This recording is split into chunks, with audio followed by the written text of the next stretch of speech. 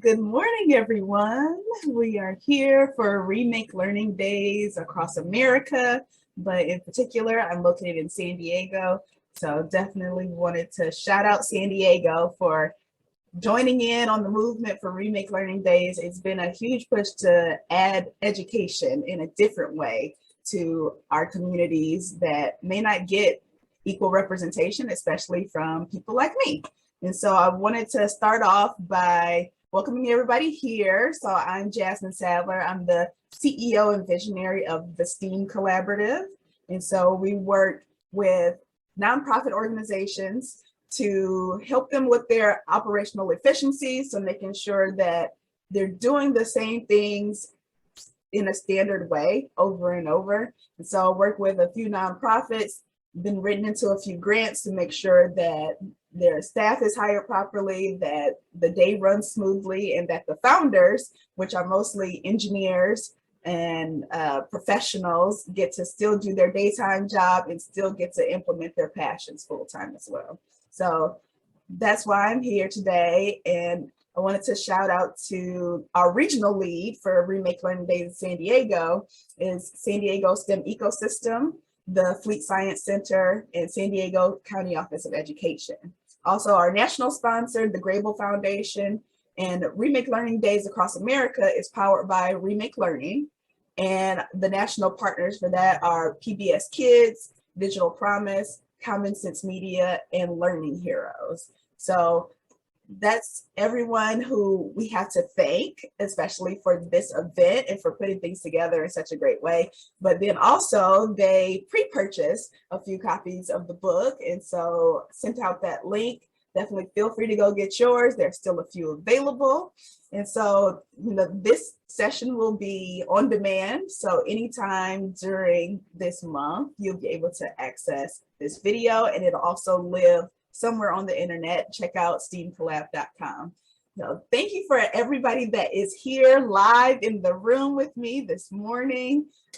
So great to see you all, especially early ones in San Diego with me on Pacific time, but then there's 2 on Eastern time that are here. So thank you all for being here. And of course, special thanks to my parents and my brother who always support me. And they're also in the initial dedication of the book.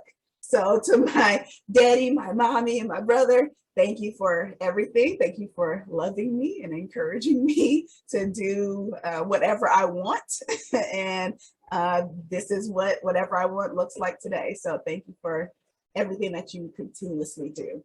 So I have a special guest here.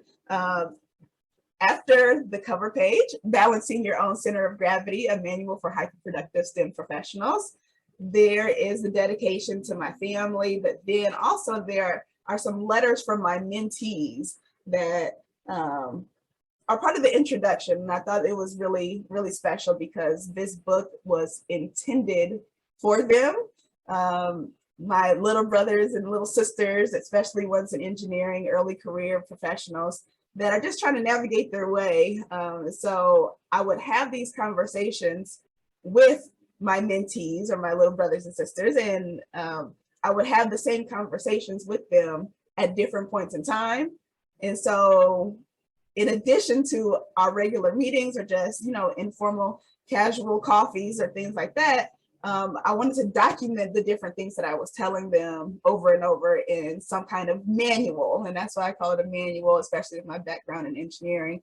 We had a lot of manuals. And part of my job as a quality engineer and later a quality manager was to update the manuals. And as we got audited, or to be an auditor on some of the manuals that we had. So I kind of had that in mind when I created this manual for hyperproductive STEM professionals. And so part of our intro is letters from my mentees, and I have one of them on the call today. Her name is Dominique Paradella. She currently lives in Baltimore, Maryland, but we met while working in San Diego. We were the only 2 women in our building. I think her letter speaks to that. And so, Dom, can you read your letter that's in the book, please? Hi, good morning, everyone. My name is Dominique, and I met Jasmine when I was in San Diego. I was a manufacturing engineer at the time, and I'll get started with this snippet that I wrote. Dear Jasmine, your friendship and mentorship has meant so much to me. You were there to empower me through 2 career changes and have been a solid role model as another female engineer. We were the only 2 female engineers in our building for a while. Having you there was a comfort. I was able to relate to you, and we were able to share our experiences. Some good, some bad, but that was nice to be able to talk about it with someone. It was during that time that I realized what diversity meant to me. Yeah, before that I had no idea. Like, oh, it's normal. I'm the only, female, or I'm the only other brown person in the room. It's normal, and it's but realizing that it doesn't have to be. That doesn't have to be the norm. So as our friendship grew, so did your mentorship as you led by example. You thought outside the box and were not afraid of challenges. Watching you handle work, school, and your business all at the same time showed me how truly dedicated you were to your goals. Whenever I'm thinking of doing something new, like attending grad school or applying for another position, you always give me sound advice and a different point of view as someone with experience and who has also gone through the same thing as me. Above all, you are always encouraging and supportive. And I didn't write this in the book, but she's always positive, and it's never negative or hurtful. It's always encouraging, and how do we grow from here? I know that there's a lot of us girls who look up to and admire you. Sincerely, Dominique. Thank you, Dom. Yeah, and so we had several talks, going to get coffee during our coffee breaks at work, and just walking around Little Italy, just trying to figure out what we were going to do. And we knew that our current jobs, where we currently were, wasn't the final destination, but we had each other. And I think I talk about that in one of the sections that I'll read, that just, when you don't know anything else, you have to start your own way and you have to figure it out. And so we helped each other do that. And you're definitely the reason that I was at that job as long as I was. And yeah, I definitely talk about that in here. But yeah, I didn't want to leave you. And then when I told you I was going to leave you, you were like, don't leave me. But so I stayed a little bit longer just to make sure that, could help you through whatever I could at the time. But I knew I had to leave you. And in me leaving, I think that also inspired you to leave as well, that you could leave, that you could start over, you could start fresh, that it's never the end. It's wherever you take it from there. So thank you so much. Thank you for coming out to see my statue in DC. Just saw Dominique like last month. I think she said ever since she's moved, we've seen each other every year. So it's still very fresh, and I'm still allergic to her cats, but I still love you. Thank you very much. So I will move on to reading a different part of the book. And so this is in the first section of the book, which is about life experiences. And so this is section 1.5. So in this manual, there's 3 different sections, and this is section 1, but this is in section 1.5, my view on probability. And if you're looking along in your book, on page 12, is where I'll start this section. So here's the thing about probability. Let's say you have a bag. In that bag, there are 5 pink balls and 10 green balls. Probability asks the question, what is the probability that you will select a pink ball from the bag? The answer, according to the rules of probability, is 1 in 3, I think. However, the answer, according to me, would be 1 in 2. Either you're going to pick a pink ball or you're going to pick a green ball every time. And it can only be one of the two, either or. Probability bases its logic on how many balls are in the bag, whereas I base it on whatever is going to be pulled from the bag. And there are only two options in this case. In the world of engineering, we deal with binary numbers, a series of ones and zeros. In each scenario, one can only mean one thing, and zero can only mean one thing. Let's use a light switch, for example. One may signify that the switch is turned on, and zero would mean the switch is turned off. Those are the only two outcomes. Much like the world of engineering, that's how I view and maneuver through life. I remember when I first started in my engineering program, one of the professors said, look to your right, now look to your left. Only one out of the three of you will graduate this program. That's probability. I'm either going to graduate or I'm not. That's Jasmine's probability. And that's also why I struggled the way I did in this course. Statistics show that women only make up 30% of engineers, but I'm not 30% of a person, right? Basically, the rules of probability intertwined with statistics said that there was only a small likelihood that I, a Black woman, would complete my degree program and become an engineer. I said there was a 50% chance that I would, because I already knew in my mind that either I was going to do it or I wasn't. Binary numbers, one meant I would graduate, zero meant I wouldn't graduate, and I did. I'll add this part too.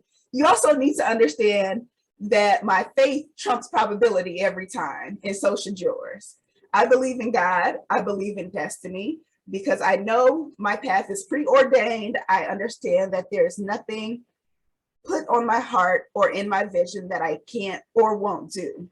When probability says there's only a 30% chance that I'll do something, and Jasmine's logic says there's a 50-50 chance, the 50-50% chance, sometimes I have to remember that there's really a 100% chance of a certain outcome because it's already predestined by God.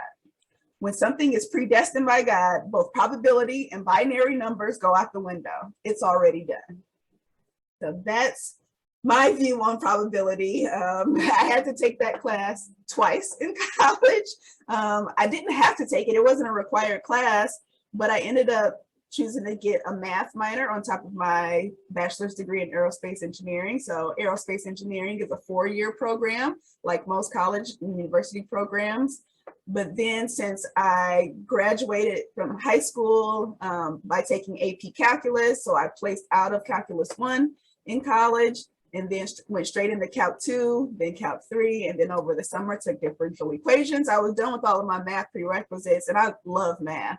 And so I decided to take, to get a math minor. And in order to do that, you had to take a few other higher level math classes. So I took linear algebra and a few other things. And the only class that was available that I hadn't taken that was a higher level math class was probability. And so the first time I took it was in Hong Kong. I was studying abroad and lived in Hong Kong for 5 months and took a class there. The class was taught in English. And so I understood the language that was being spoken, but probability is just a whole different way for me of thinking, because like I said, you know, you have these different cases and combinations and factors that are included, but for me it's like either you're gonna do it or you're not gonna do it. And actually, transparency moment, this is something I talked to my therapist about the other day, about just dichotomous thinking and how I don't have it. And so being able to understand that two things can be true at the same time. I can have a great day and still not feel emotionally good that day. And so, you know, that two things can exist at the same time, which kind of contradicts, again, probability and binary numbers, where it's either true or it's false. So yeah, just wanted to share that part with you all. All right, we're gonna move on to section 2. And so this section every section actually comes with a kind of like engineering equation in here. And this one is actually on energy, the conservation of energy. And so it's kinetic energy 1 plus potential energy 1 equals kinetic energy 2 plus potential energy 2. And this section is on learning, then unlearning rocket science. So soulmates through interpersonal relationships. Kind of a wordy theme, but it's really about the people that we engage with every day and our social interactions that we have with them. So the people that we have in our networks, but the people that we work with, the people that we choose to love and that choose to love us. And so, you know, to be able to learn rocket science, but then at work to not have to use engineering, not have to use math, but to actually have to use my heart and my soul and my mind with, you know, new strategies for diversity, new ways to make people feel comfortable at work. That was the hardest thing I did as an engineer, was making it a welcoming and inclusive environment for those that were already there, but then also trying to make it more diverse by bringing other people that don't usually get the opportunity to come. So we hosted Shadow Day, where we brought 100 high school and college students to shadow some real engineers at work. And so just different things that I would do. Yeah, I think I'll leave it there. So this section 2.0, is learning then unlearning rocket scientists. Learning then unlearning rocket science and soulmates through interpersonal relationships. So again, it starts with the conservation of energy equation. Let's see if it'll show. No, it won't. Okay, so KE1 plus PE1 equals KE2 plus PE2. Conservation of energy means that energy cannot be created or destroyed, but it can transform from one form to another. Potential energy is the energy stored of a non-moving object based on the height that it's at. Kinetic energy is the energy of a moving object. Kinetic energy is the energy a moving object has based on how fast it's going. If you are elevated and at the top of your game, you have a lot of potential energy. If you are already moving quickly, you have a lot of kinetic energy. Conserving your energy sometimes looks like slowing down and resting at the height that you've accomplished. Conserving your energy can also mean to end a lazy streak and get in motion. Remember, you cannot create more energy, but you can transform it from one form to another. And so the inspiration for these section breaks came in one of my conversations with another mentee, another little sister of mine, Jasmine L, where she was very curious about how I remembered so many equations from math and from aerospace engineering from several years ago. You know, I haven't used them in so long. How do I still remember these equations? And this was actually how I learned aerospace engineering, was to understand my perspective as a dancer as well. So how I'm flying through the air when we're talking about lift and thrust and angular momentum, how fast you spin around, things like that. I thought about my dance experience. And as a ballerina, how do I get higher, and how do I go further when I'm leaping, and how do I spin around faster? So the difference between having your arms out when you're spinning and having them close to you is actually increasing your angular velocity. So just different things like that. But then with this one in particular, with the conservation of energy, it's just like, you know, I had to think about real world examples, and that's how I was able to learn rocket science and then remember these equations, just, you know, not just from my head, but also from my heart. And so that's where that learning then unlearning rocket science comes from. So I think I will read one more section and then ask Sor Ife if you have any comments or questions. Yeah, so let me read this one. So this is from section 2 again, but this is section 2.11, and it's on page 68 for those that are reading along. And so the title is Work, It versus They. During my MBA program, Master's in Business Administration, I took a class where we had to make posts in discussion forums online. The forums were always on business-related topics. When students would post their comments on the forum, they would always refer to the company as they. For example, the student would write, "I like this company because they promote from within." Our professor finally had to make a distinction for us. The company is not a they, it's an it. They refers to a group of people, but a company is an organization. It is not its people. The one promoting from within is a person, and that company culture can change once that person is in another role. Sometimes in the case of a solopreneurship, like the STEAM Collaborative, the pronouns can be interchangeable. When I talk about my company's values, they are one and the same with my personal values. However, the same cannot be said for most corporations.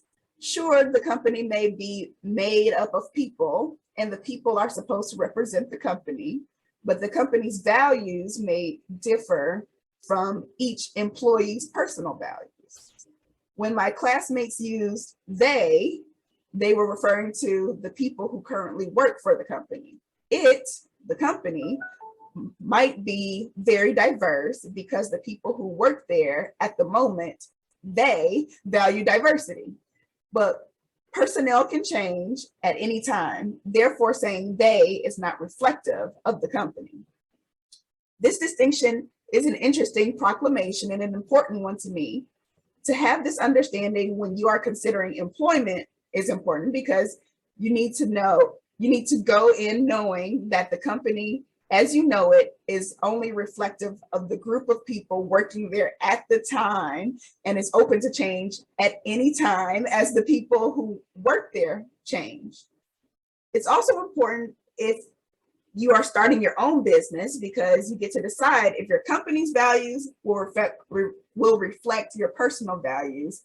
And if so, it is your job to make sure you hire personnel who will ensure that the company's values will continue to coincide with your own.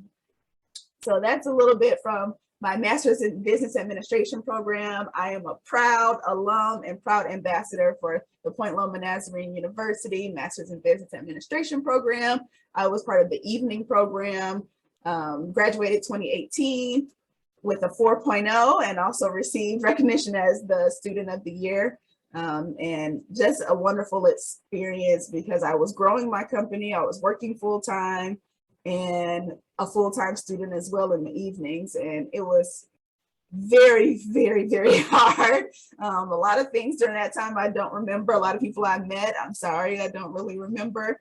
I feel like my brain naturally selected out things that I needed to know and remember at that time, but I got so much done. Dominique, who's also on this call, was there right by my side while I was in school. She was holding the camera when I was recording a commercial for my first STEAM Leader Summit on Point Loma Nazarene University's campus, and it was hosted in the conference center that my professor managed.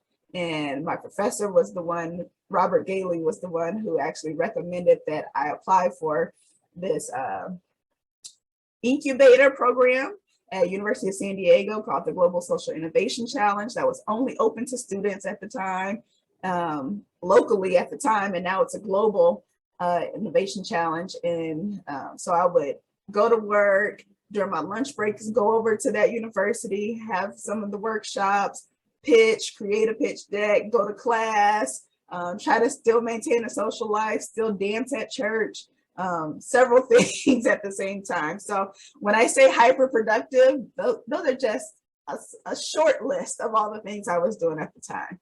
So I want to invite my sorority sister and friend Ife, if you want to share anything or if you have any questions. I know you can't be here the whole time because you're a working, hyper-productive woman. Yeah, I am kind of stuck on stupid today. I have back-to-back meetings, but I could not miss this.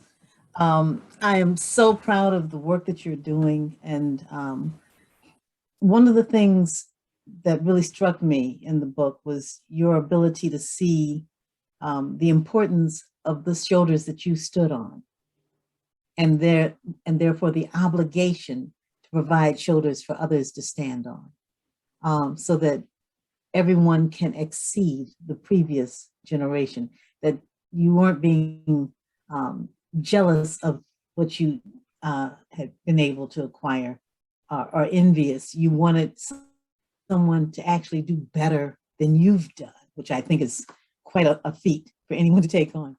But the idea that someone will see farther and do more and take us to a new height, I think is just, incredibly admirable.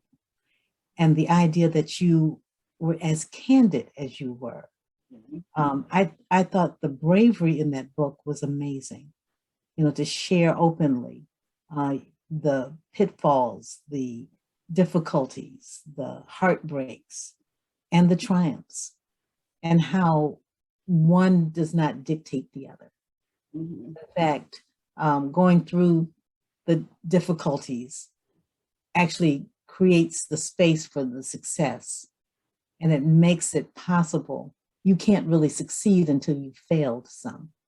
And to say, look at all that I've become and all that I've gone through, gives everyone this hope, this ability to see the possibilities, the probabilities, and the absolute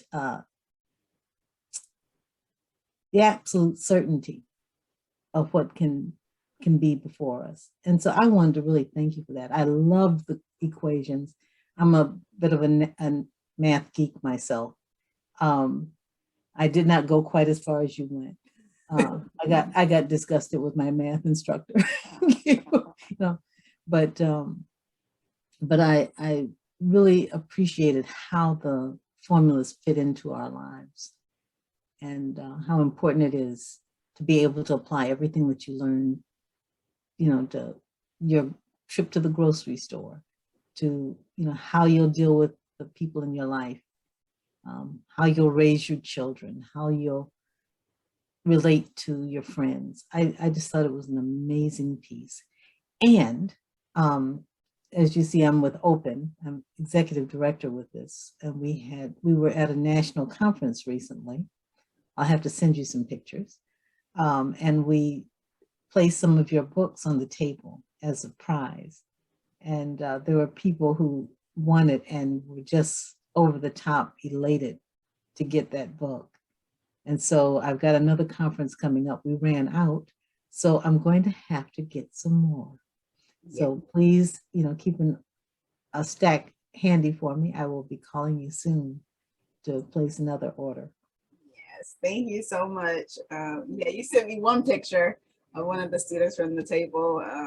Yeah, that's just a joy to see, because I didn't know exactly how it would be distributed when I wrote it. If anything, I was like, well, let me just have a couple, so as I get more mentees that, I can just share it with them. But then it's kind of grown into this thing that, is available at conferences, and even now with Remake Learning Days, being able to use the funding to actually pre-purchase some of the books, so that those who aren't able to spend the money on it, or, for whatever reason, we all have different things we come across. Some people are getting them as a gift for somebody else that they know wants it, but, not sure if they'll actually buy it on their own. So they're getting it and then going to gift it to them. So yeah, it's just been huge. And to touch on some of the other points you were saying, I heard a quote last week, or maybe earlier this week, by one of my pastor friends, Nate Stewart, in the faith room, that obstacles don't block our path, they are our path. Mm-hmm. You know, and so everything that, you know, I've gone through is part of my path. And, you know, I try to knock out as many obstacles as I can for my mentees, but, you know, some of them, they just have to come across, and I can't be there with them. I can't be there at work with them. And so I just have to impart whatever I can into them.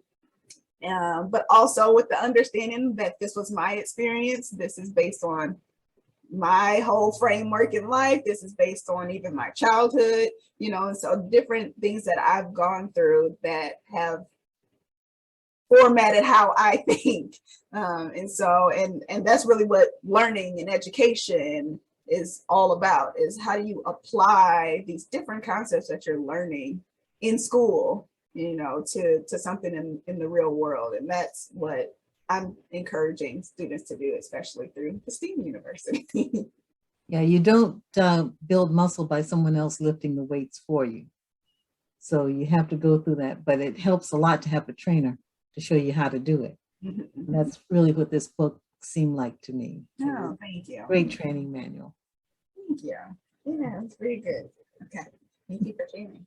All right, I want to read.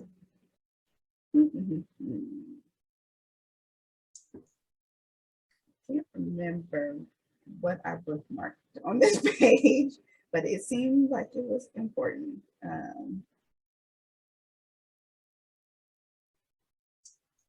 Let me, oh, okay, yeah. I think it was actually page 4. Okay. So this comes after I left the job that Dominique and I were at, actually, and I got recruited on LinkedIn.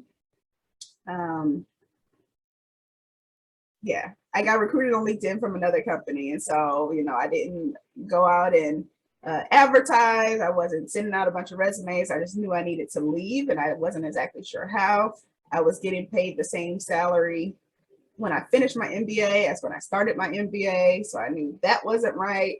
I was applying to different management positions, and none of them were coming through. So, so that's where this one takes place. And so I'll start with on page 74. Eventually, a recruiter for a different company found me on LinkedIn. It seemed like I was exactly who she was looking for to fill a role that was promised to lead to a managerial position within 2 years. I walked into a situation where my direct manager had been pulled out of retirement to get things back on track at the company, but he was intent on returning to his retirement in no more than 2 years. 2 years ended up being shortened to 6 months. He wasn't taking any chances that our new general manager might do anything underhanded that might cost him his benefits, so he decided to resign sooner than expected. This was all great news to me. I got along well with my team and with the director, who was above my direct manager. The company flew me to Florida to accompany the retiring manager for the annual Quality Manager Summit. I was being groomed for his position, and I almost saw light at the end of the tunnel. After he left, I stepped in as the interim quality manager. Not only was I performing the functions he'd been doing as manager, but since we were down 2 engineers now, I continued to perform my responsibilities as an engineer. Before the promotion could be made official, that little flicker of hope was soon snuffed out by the general manager. He decided it was only fair to open the position up to candidates outside of the company to have a more diverse pool to present to the hiring panel. This was a first. Usually the hiring panel can use a splash of diversity overall, and the candidate pool usually needs representation from women and people of color. Here I was, a woman of color, but somehow the candidate pool still wasn't diverse enough. This was my first time hearing that they needed to interview the status quo engineering manager against me. they brought in a retired Marine who happened to be a white man. He did have the precise experience that the company sought. The director, who had previously championed for me, was very apologetic that they had to offer this other candidate the job due to his qualifications.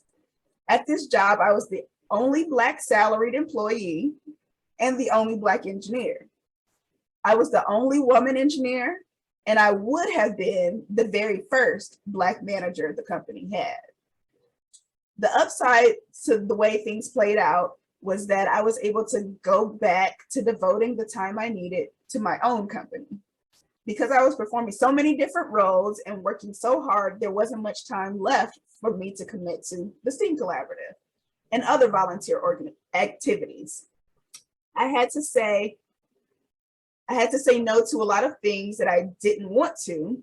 There was one time where I was asked to be a keynote speaker for an event. I was excited about it, but because I was spending so much time at the job, I was sleep deprived and wasn't fully prepared to inspire the audience.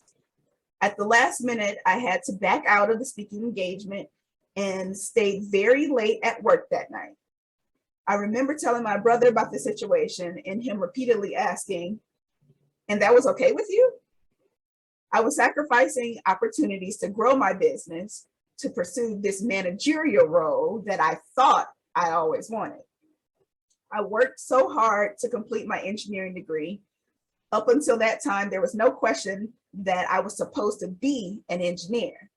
But it began to dawn on me that maybe that wasn't the case. Perhaps being an engineer wasn't my calling after all. Maybe I got my engineering degree because my role is to educate young people about engineering. God's plan for me is to inspire other aspiring engineers and bring about awareness in children of all of their options as it relates to career possibilities. Telling a child that they can be a rocket scientist holds more weight when it comes from the rocket scientist standing in front of them who looks like them. I was fighting so hard to be in a spot because I had invested so much time doing the work and studying engineering. The road to understanding and accepting that this wasn't my path was a difficult one. However, the sooner I accepted this, the sooner I could get on the path that God intended for me. Again, that is not to say my time working at that job was in vain. The impact I had on my coworkers serves as proof that I was where I needed to be when I needed to be there. So that's just a little bit of my experience transitioning into a brand new job and being there for 11 months total. After being at a career for 6+ years, I just knew I needed to make a move.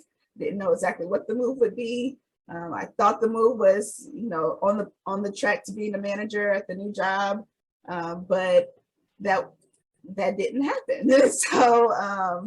So instead of dwelling on that, I had to reevaluate, reassess what I was doing, why I was doing it.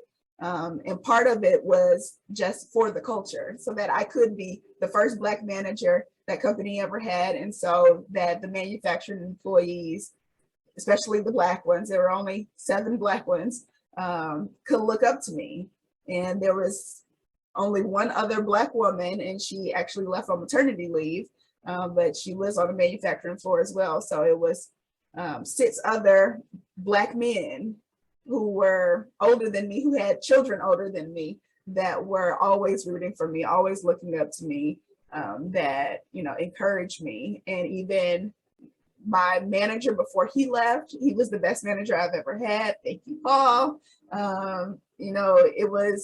It showed somebody who had the intellect for the job, but also the passion and concern to make sure that whatever legacy he was leaving, whatever documentation and paperwork that were going to stay at that company long after he left, that it was sound, that it could be audited and pass audits, especially with the FAA and different regulations. And so, but then also being just a great man and a great boss. And so that was, I think, my best experience. Additionally, my director at the time, Tim, was amazing. He was one that helped me realize that, you know, yes, we have to give the job to this other person, but he almost broke down crying when he had to tell me that that, you know, the other guy was more qualified, not even more qualified, just differently qualified. He just had the experience already, but Tim wanted to give me the position because he knew about some of my past that I wasn't given the opportunity. And that's just the case for a lot of women, a lot of people of color, a lot of Black women in general, that, you know, we just don't get the opportunity to even show what we can do. And then sometimes when we get that opportunity, we overindulge, we become workaholics, we pour ourselves into things way more than we should have and way more than other people would. And so even the person that we ended up hiring, Ken, you're amazing as well. You know, I trained him on how to be the manager. And so, you know, just, I remember one of our last conversations when I'm handing him my 2 weeks notice that I had to leave. You know, I finally got the words to say to him as I'm handing him the 2 week notice that you would understand this better than anybody. You created your own engineering company, your own quality engineering consulting company. And you're the only other entrepreneur in this whole building. So you would understand it better than anybody that, you know, I have to go. And he did understand that. And he was very shocked that I had been there for such a short amount of time. He asked me, like, okay, how long have you been here? And I told him, you know, at the time, I think it was 9 months when we're having this conversation. He was stunned. He said, based on your work ethic, your camaraderie with all of the employees, how much footprint I've had on our documents, how many signatures I've signed off, how many audits I've passed. You know, he thought that I'd been working there for 4 years and I had been there for 9 months at the time. So, you know, just even having somebody who comes in to take over, you know, that recognizes, you know, the hard work that I put in and that honored that as well, and let me know that he was very supportive of that. So thanks for letting me share that. And I think I had one more bookmark. And so, yeah, so this is exactly the part that I was talking about. This is in the conclusion, which is about how to balance it all. Talking about the center of gravity. And so that's where this section starts, with the equation for the center of gravity, talking about weight and distance and, you know, just having things more centered.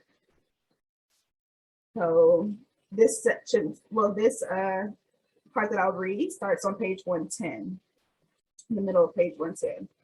There was a reason that I stayed at my first job in San Diego as long as I did. I had mentees and fellow engineers looking up to me. Working as an engineer at that job gave me the opportunity to inspire others early in their engineering careers. Living in California and starting my company while here allowed me to change the lives of the students that God needed me to reach. I may not have impacted the particular people God called me to had I only stayed in California for the 2 years that I was planning to live here. I was where I was supposed to be when I was supposed to be there, doing the work that God called on me to do with the people He needed me to do it with. Now it is just being revealed to me that this is exactly the curriculum the STEAM University needs. A place to empower people to feel joy and freedom. So when you find yourself somewhere you may not have expected, or doing something you may not have expected, you may need to step back and look outside of just your own personal aspirations or plans. Give yourself space and grace to find contentment as your purpose is revealed to you. Remember that you don't have to walk alone. If you don't fit in, it may be because your tribe is out there waiting for you to be, remember that you don't have to walk alone. If you don't fit in, it may be because your tribe is out there waiting to be discovered by you. Soulmates aren't only found in romantic relationships. They are waiting to be found in meaningful friendships as well. While building your network is essential, building connections with real value and purpose is equally important as you travel towards your destiny. I think I will leave it there. Oh, and then I'll skip to the final page, page 112. If, like me, you ever had to take a class on probability, keep in mind that this is a concept in numbers. Outside of class, we make our own probability. We get to decide if we will be a statistic or not, if we will defy the odds or not. While statistics may place a certain percentage rate on our success, we have the power to change that percentage. This is your life, and you are the CEO of it. You know what you want. Make intelligent life choices and experiences to increase the probability of living the life you want. And that is the life you shall have. So thank you all for letting me share. I have a few copies of the book here that I will sign. Any further comments or questions that anybody has still on the call? I'll make space. Hi. Okay, yeah, sure. So I'm halfway through the book, and I love that it's written from the heart. And as someone who knows you, there's also reading this book, there's also a lot of other things that I didn't know about you. So that has been fun to learn about, like your program in Bahamas that you did for the school kids. That was the first time I learned about that. So, I just love reading about all these experiences and seeing the possibilities. And thank you for sharing, your experiences and putting this book together so that you're sharing that knowledge you have with everyone else. Yeah, thanks, Dom. That was very kind. I've been almost about to cry like several times today already. But yeah, it's exactly what I intended it to be. And so I definitely want to give a huge shout out to Thai Ink. That's on the bag. Their logo's here, Thai Ink. Just Jewel Clyde, thank you for being an author. Thank you for showing me what a true author does and looks like. Thank you for publishing my book. Thank you for having me on the cover of one of your books several years ago. But yeah, it's just, that's really what it's all about is, all of the connections, all of the life experiences that we have, they add together, in that term, they concatenate, or, they add to each other, additive properties, commutative properties, all of those different things where, the different terms we learn in math can apply to, our lives. It's who we are. It's everything. And so to go through engineering, and Dominique, you know how hard it was in engineering to go through engineering and then to just not use that knowledge anymore, to not use, even just new vocabulary words that you learn and, area under the curve and different things that you learn in calculus, to learn all of that stuff and to not apply it to the real world is a disservice, I think, to everybody who spent their lives creating some of these equations, these inventors and everybody who, invents new things, but then I'm inventing new things as well, and you are too.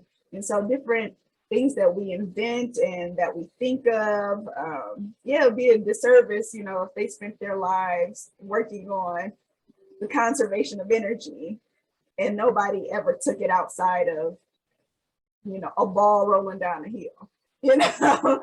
And so that's what I try to do, and that's, you know, really what the STEAM University ultimately is all about, is learning to think differently, learning to learn differently, and just changing education and kind of flipping it on its head, which is, you know, not the current curriculum in a lot of schools. And so that's why I'm in school right now for my doctorate in education and educational leadership, to own and run a STEAM university that is culturally responsive, built on professional learning communities, but also learning from the students and having their voice, and not just their voice, ideally their bodies, in community with their leaders. And so yeah, that's just a little bit that I wanted to share. And so I do want to also recognize some of the people that